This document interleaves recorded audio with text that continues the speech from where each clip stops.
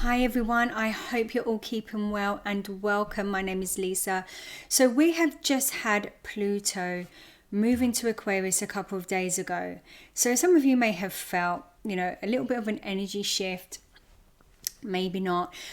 But this video is mainly to concentrate on the energy that we're going to be experiencing this year. Because it's a 20-year cycle, Pluto in Aquarius, and we don't want to sort of go into think about the whole 20 years. We want to concentrate on now. How can we harness the energy to start this cycle as smoothly as possible now? So I'm going to be going through every sign, and I'm going to be bringing in how we can use this energy with currently the North Node in Aries as well, and how that's going to influence how we're moving forward. And also just thinking about Jupiter moving into Gemini in the summer months as well, and just how this is all going to be working together. So I'm going to be giving some sort of hints and tips as well, how you can harness this energy and just work through it more smoothly. Because the thing is, we can harness the sort of the darker, lower vibration of the transit, or the more lighter, higher vibration. And if we know what we're working with, it means that we can use it to our advantage. So I'm going to be going through every sign. If you do want a bit more information on how Pluto is moving into Aquarius, how this sort of affects us generally, there is another video I've done, Pluto in Aquarius, Love Will Set You Free, so you can check that out, and that just gives a bit more of an overview of what you can expect. But otherwise, I'm just going to jump straight into the signs. And so for Cancer, Sun, Moon and Rising, Pluto has just entered your 8th house. So the 8th house is all about transformation, death, rebirth, rejuvenation, deep healing. This is powerful because Pluto here, remember, Pluto rules the 8th house. Pluto is comfortable here. So it can really empower you if you are ready to embrace it, because Pluto wants you to get to know the deepest part of who you are, so that you can come through it with resilience and strength, because this is also the house of crisis. And so it's not so much going to be that you're going to have more crisis in your life than anyone else. No, it just means that there's going to be really profound learning opportunities in the crises that you have within this period. And it's the chance for you to really take the opportunity to learn and grow and become strong and become resilient through this, so that you can sort of go through this next stage of taking on the world. And that's the kind of empowerment that Pluto gives you here, because also Pluto, at any point where you may have any difficulties, any healing wounds that you want to transcend, Pluto will give you the power to do that. So you really can tap into this energy very powerfully. And Pluto rules your 5th house. It's your Scorpio house. And so the 5th house is all about our creativity and our joy, our inner child. It rules children and romance and things like that. But the fact that when you connect the 5th and the 8th, this is really about who we are on that deep level. What really motivates us? What connects you to that creativity? What brings you joy? That's what taps into who you are. So if you can bring this in, and it will probably trigger that inner child, and where you're not fully expressing yourself and having that full self-expression, maybe somewhere that has created more woundedness for you. If you do have children, this can be big transformations and experiences with children. It could be that they're leaving home during this period and things like that. But what I want to focus on more right now as well is this year. So how is it playing out for you this year? So Pluto's in your 8th. You have the North Node, which is in your 10th house, the Aries house of your chart, and the 10th house is your career, your status, what you're doing out in the world. It's the legacy you leave behind. And so this year is to really focus on how you want to be seen in the world, what you want to be doing. There's going to be lots of shifts and changes that have probably already started happening. Maybe there's a different direction you want to take. Maybe you've been inspired to do something different.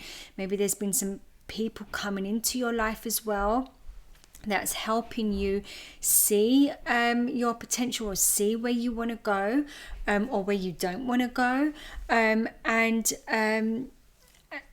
finding that kind of balance as well with that sort of home and work life too, and the healing that needs to take place with that.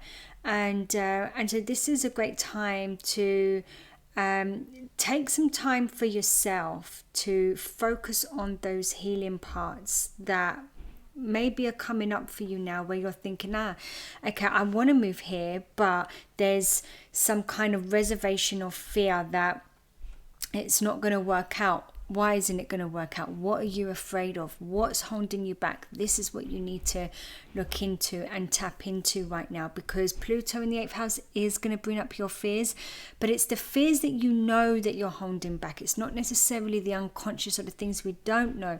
It's the things we do know. What do you know about yourself that has held you back, or what stopped you from tapping into your full self and self-expression? And so this is going to help you. This is going to really help you if you can take that time. And when Jupiter goes into your 12th house, I think it's the end of May, and it will be there for a year.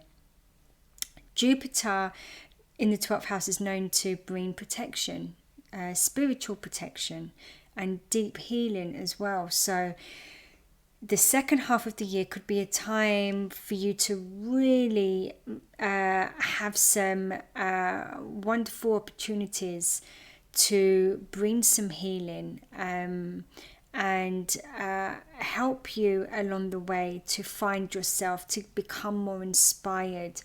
And so if there's opportunities for you at this time, throughout the year, to go on to retreats, or have like some healing energy done, get more into meditation, things like that, it would really help. But with the North Node in Aries at the moment as well, this is quite a proactive time. This is time of taking action as well. So it's about taking the time to give what you need, the rest, to be introspective, to know the reason why you're doing the things you're doing, right? Because sometimes we can do things and we can act fast and think fast and do these things without actually knowing why we're doing them. What's the purpose? What's driving us? When we can get to the bottom of what's driving us there, we can start to understand the reason why and whether it's really authentic to us or not. And so take that time to think about that. Use this energy with Jupiter in the 12th house later in the year. Use Pluto in the 8th house that really wants to propel this healing, and let it push you forward to really showing up differently, the way you want to show up, the way you've always wanted to show up for yourself and for others. So one other thing I will leave you with to be mindful of as well is, wherever we are triggered in our life, so anything that happens, conversations, experiences, when we get triggered, that is showing us where we are not free. So if something happens and you feel, a sense of powerlessness, or there's a fear that comes up, or insecurity that comes up. What's going on for you at that time? What has someone just said or just done, or what's just happened that's caused you to come away from your authentic self, to put you in a state of anxiety, of fear, of insecurity? And tap in and try and understand where is it you're not free. Because the 8th house is about learning to understand that no matter where we are or whatever situation we're in, the feeling of being trapped or feeling powerless is an illusion. It's all about our perspective and how we're seeing it. And so these sort of things are gonna come up for you at this time. And so use the energy of Aries, of the North nodes being in your 10th house, and in Aries at this time, of being proactive, of wanting to make change, of putting yourself first as well, of knowing that you can only show up for others and really show up truly if you are showing up for yourself in an authentic way.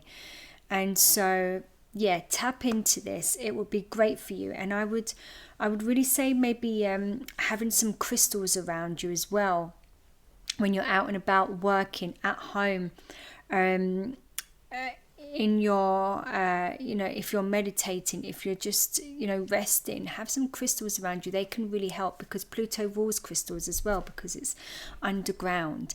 And so this can bring in that Plutonian energy as well, and help utilize that in a kind of positive way, in a healing way. So Cancers, I have just I've done affirmations for all the signs, so I can leave you with an affirmation to just think about, to hold on to, and so this is just something you can think and reflect on throughout the year. And your affirmation is: every challenge is an opportunity for growth and healing. It is happening for me, not to me. And so the reason I say that is because sometimes when things are difficult, we can have we can resist. We can try and resist what needs to change. And if we can just allow it to show us what it's here to do, then we can release that resistance and we can step into the new. And things do actually become a lot easier when we just allow and we release, rather than try to resist. And that's going to be a very powerful thing to remember for you with this transit. So, my lovely Cancers, I wish you all the best and take